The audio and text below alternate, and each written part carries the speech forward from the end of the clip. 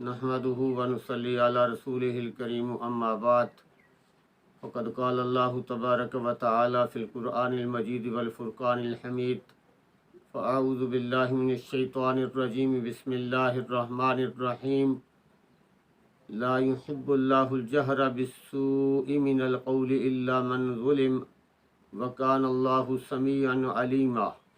यहाँ से छठा पारा शुरू होता है जो कि सूरत निसा की आखिरी 139 आयत और सूरह माइदा की इब्तदाई 82 आयत पर मुश्तमिल है कि अगर किसी का ऐब मालूम हो जाए तो ज़ाहिर न करे, अलबत्ता ज़ालिम का जुल्म लोगों से बयान कर सकता है क्योंकि मज़लूम का ज़ालिम से बदला लेना जायज़ है। फिर फरमाया कि अल्लाह ताला का मानना भी मोतबर है बशर्ते के दूसरे नबियों पर ईमान लाएं, और जो ऐसा करते हैं अल्लाह ताला उन्हें अजर व सवाब अता फरमाएंगे। दूसरे रुकू के अंदर अल्लाह तबारक व तआला फरमाते हैं कि यहूद का आपसे यकबारगी एक किताब आसमान से लिखी लिखाई का मुतालबा करना कोई काबिल ताजुब बात नहीं है, क्योंकि ये इन्हीं यहूद की नस्ल से हैं जिन्होंने हज़रत मूसा अलैहिस्सलातु वस्सलाम से अल्लाह ताला को देखने का मुतालबा किया था। फिर उसके बाद यहूदियों के कभी अफ़आल का ज़िक्र है, जैसे बशरे की इबादत करना, अम्बिया का नाहक कत्ल करना, हफ्ते के दिन मछलियों का शिकार करना, हज़रत मरियम अलैहिस्सलाम पर तोहमत लगाना वगैरह। बड़े फ़ख्र से कहते हैं कि हमने ईसा अलैहिस्सलाम को कत्ल किया, हालांकि वो कत्ल नहीं हुए बल्कि अल्लाह ने उन्हें ऊपर उठा लिया था। फिर सूद का खाना और नाहक दूसरों का माल खाना, फरमाया कि इनके लिए दर्दनाक अजाब है, लेकिन ईमान वालों के लिए अजर अजीम है। वो नंबर 3 के अंदर फरमाया कि हमने आप सल्लल्लाहु अलैहि वसल्लम की तरफ भी इसी तरह वही भेजी है जिस तरह दूसरे जलीलुल कद्र अंबिया की तरफ वही भेजी थी।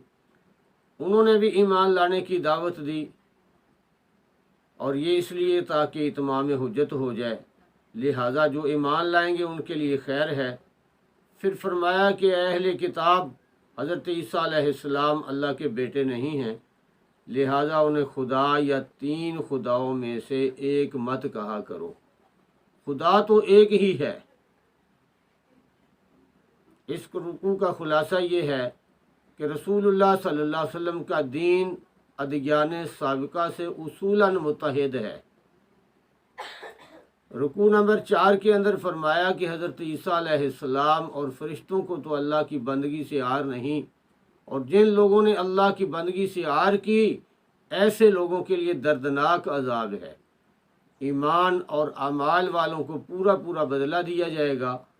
जो लोग बुरहान यानी कुरान शरीफ की रोशनी पर ईमान लाएंगे, अल्लाह ताला उन्हें अपने फजल और रहमत में दाखिल फरमाएगा।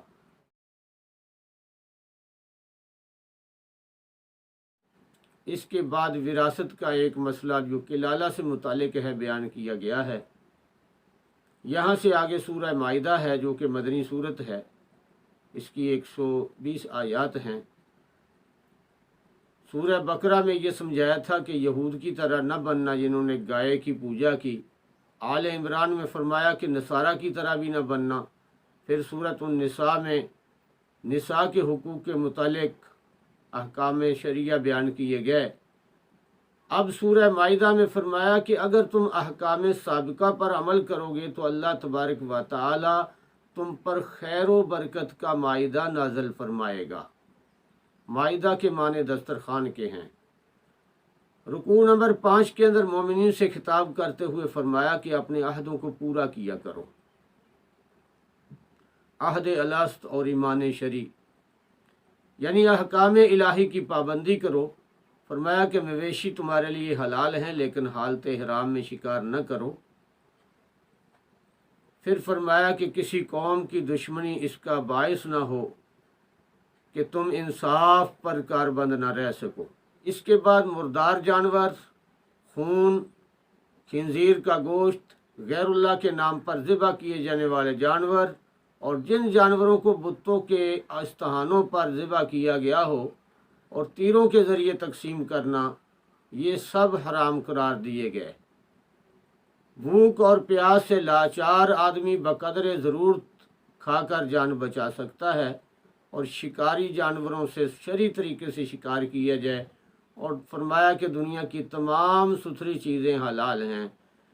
ان احکام کے ذریعے دین کی تکمیل کی گئی، لہذا ان تمام احکامات کی پیروی کرنی چاہیے۔ اہل کتاب کا ذبیحہ اور ان کی غیر منکوحہ پاک دامن عورتوں سے نکاح کرنا جائز قرار دیا گیا، جبکہ ان کا حق مہر بھی ادا کیا جائے۔ رکوع نمبر 6 میں وضو کرنے کا اور حالت جنابت میں غسل کرنے کا حکم دیا گیا، اور بیماری کی حالت میں تیمم کی اجازت دی گئی، لیکن یہ اس صورت میں ہے جب کہ معذوری ہو۔ پھر فرمایا، اے مومنین، عدل و انصاف کا دامن ہاتھ سے نہ چھوڑو۔ جو لوگ ایمان اور اعمال والی زندگی اختیار کریں گے ان کے لیے مغفرت اور بڑا اجر ہے، اور کافروں کے لیے جہنم ہے۔ رکوع نمبر 7 کے اندر اس بات کا بیان ہے کہ اللہ تبارک و تعالی نے بنی اسرائیل اور اس کے بعد نصارہ سے عہد لیا، لیکن دونوں نے بد عہدی کی، جس کی وجہ سے وہ اللہ کی لعنت کے مستحق ہوئے۔ پھر آپ صلی اللہ علیہ وسلم تشریف لائے اور آپ نے ان دونوں کو دعوت دی، لیکن یہود و نصارہ نے کہا کہ ہم تو اللہ کے بیٹے ہیں اور اس کے پیارے ہیں، ہم پر کیسے عذاب آئے گا؟ حالانکہ عذاب دینا یا نہ دینا اللہ کے ہاتھ میں ہے۔ رکوع نمبر 8 میں بنی اسرائیل کو ان نعمتوں کی یاد دہانی کرائی گئی جو ان پر کی گئی تھیں۔ ان کو ملک و سلطنت دی گئی، بنی اسرائیل کو فرعونیوں سے آزاد کیا، لیکن ان کو ملک شام کی حکمران قوم عمالقہ سے جب جہاد کرنے کا کہا گیا تو انہوں نے انکار کر دیا، جس کی بنا پر 40 سال وہ ایک میدان کے اندر بھٹکتے رہے۔ خلاصہ یہ کہ عہد توڑنے کی وجہ سے لعنت کے مستحق ہوئے اور ان میں بزدلی پیدا ہوئی۔ رکوع نمبر 9 کے اندر حضرت آدم علیہ السلام کے 2 بیٹوں حابیل و قابیل کا ذکر ہے۔ قابیل نے اپنے بھائی کے تقوی اور مقبولیت سے حسد کیا اور ان کو قتل کر دیا۔ پھر فرمایا کہ ہم نے بنی اسرائیل کو سمجھا دیا تھا کہ جس نے کسی انسان کو قتل کیا گویا اس نے پوری انسانیت کو قتل کیا۔ خلاصہ یہ کہ نافرمانی لعنت الہی کا سبب ہے، اور لعنت الہی کی وجہ سے عقل سلب ہو جاتی ہے، عقل پر ایسا پردہ پڑ جاتا ہے کہ حیوانوں سے بھی بدتر کم عقل ہو جاتے ہیں۔ رکوع نمبر 10 کے اندر فرمایا کہ اللہ تعالیٰ کا قرب حاصل کرو۔ کافر لوگ سب کچھ فدیہ میں دے کر بھی عذاب سے نہیں بچ سکتے، اور چوری کرنے والے کے ہاتھ کے کاٹنے کا حکم دیا گیا، اور فرمایا کہ توبہ کرنے والے کو اللہ تعالیٰ بخش دیں گے۔ اس کے بعد یہودیوں کی سازشوں کا ذکر ہے کہ یہ لوگ جھوٹ بولنے والے، سازش کرنے والے اور حرام کھانے والے ہیں۔ اگر یہ لوگ اپنا فیصلہ کرانے کے لیے آپ صلی اللہ علیہ وسلم کے پاس آئیں تو آپ یا تو انصاف کے ساتھ ان کا فیصلہ کر دیجئے یا ان سے اعراض کر دیجئے۔ فرمایا کہ آپ بالکل حق کے مطابق فیصلہ کیجئے، کوئی روح رعایت مت کیجئے، یہ آپ صلی اللہ علیہ وسلم کا کچھ بھی نہیں بگاڑ سکتے۔ رکوع نمبر 11 میں فرمایا کہ ہم نے ہدایت اور نور پر مشتمل تورات نازل کی تھی، جس کے ذریعے انبیاء اور علماء فیصلہ کیا کرتے تھے، اور اس کے اندر قصاص کے احکام بھی تھے۔ پھر ہم نے انجیل نازل کی، لہذا اہل انجیل کو چاہیے کہ اس کے مطابق فیصلہ کریں۔ پھر آخر میں قرآن مجید نازل کیا تاکہ اب اس کے مطابق فیصلہ کرنا چاہیے۔ خلاصہ یہ کہ قرب اللہ کے لیے اتباع کتاب اللہ ضروری ہے۔ رکوع نمبر 12 کے اندر فرمایا کہ یہود و نصارہ کو اپنا دوست نہ بناؤ، یہ لوگ صرف آپس میں ہی دوست ہیں۔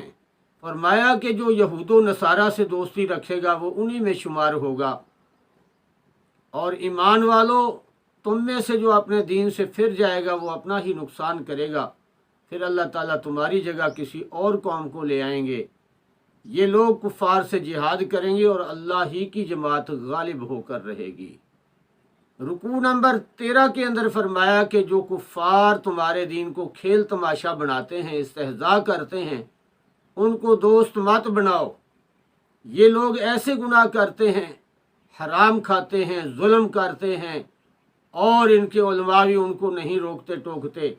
پھر فرمایا کہ یہود تو اللہ تعالیٰ پر بھی اعتراض کرنے سے نہیں چوکتے تھے، کہتے ہیں کہ اللہ کا ہاتھ بندھ گیا، حالانکہ خود ان کے ہاتھ بندھے ہوئے ہیں۔ اس بنا پر ان لوگوں پر لعنت کی گئی۔ اگر یہ لوگ توریت و انجیل پر عمل کرتے تو انہیں اللہ تعالیٰ معاف کر کے جنت میں داخل فرما دیتے۔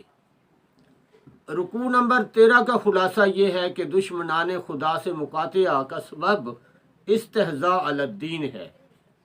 رکوع نمبر 14 کے اندر آپ صلی اللہ علیہ وسلم سے خطاب ہے کہ آپ علیہ الصلاۃ والسلام تبلیغ کرتے رہیں، اللہ تبارک و تعالیٰ آپ صلی اللہ علیہ وسلم کو لوگوں کے شر سے محفوظ رکھیں گے۔ اس کے بعد فرمایا یہود و نصارہ میں سے جو عمل کرتے رہے وہ کامیاب ہیں۔ فرمایا ہم نے بنی اسرائیل میں بہت سے رسولوں کو مبعوث کیا، اور بنی اسرائیل والوں نے بہت سے نبیوں کو جھٹلایا اور قتل کیا۔ فرمایا کہ جن لوگوں نے حضرت عیسیٰ علیہ السلام کو اللہ کا بیٹا کہا وہ کافر ہو گئے، لیکن توبہ کرنے والوں کو اللہ تبارک و تعالی معاف کر دیں گے۔ فرمایا کہ حضرت عیسیٰ علیہ السلام تو خود اللہ تبارک و تعالی کی بندگی کرنے والے اور شرک سے روکنے والے تھے۔ رکوع نمبر 15 کے اندر فرمایا کہ 3 خداؤں کو ماننے والے بھی کافر ہیں۔ ان لوگوں پر حضرت داؤد علیہ السلام کے ذریعے سے لعنت کی گئی۔ فرمایا کہ یہودی عداوت کے اندر سب سے زیادہ ہیں اور محبت میں زیادہ قریب نصارہ ہیں، کیونکہ ان میں سے کچھ لوگ نیک اور دنیا سے نفرت کرنے والے ہیں جو تکبر نہیں کرتے۔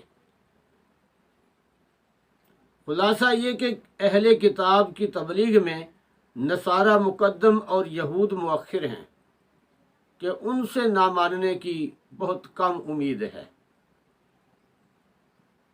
وآخر دعوانا الحمد للہ رب العالمین۔